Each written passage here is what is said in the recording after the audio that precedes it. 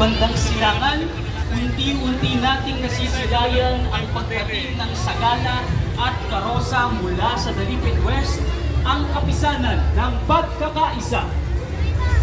Isang kapisanang humuhubog sa diwa ng pagtutulungan, pagbubuklod at matibay na pananampalataya na patuloy na nagbibigay sigla sa kanilang pamayanan.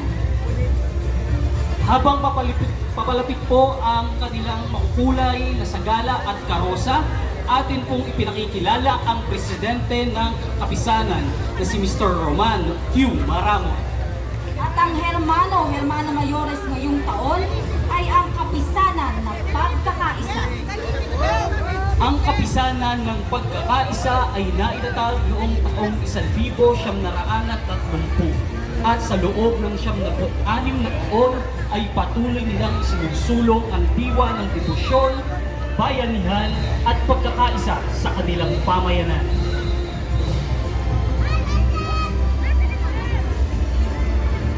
Muli, atin pong napagmamasdan ang malingal at maningning na karosa mula sa Barangay Dalipit West, ang kapisanan ng pagkakaisa.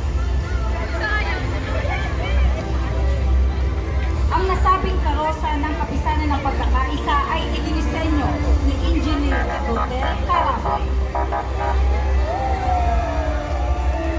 Sa mga sandaling ito, isasagawa na po ang banal na bendisyon ng kanilang karosa sa pangunguna pa rin ng ating minamahal na Kura Paroko, Reverend Father Efrain A. Cabrera.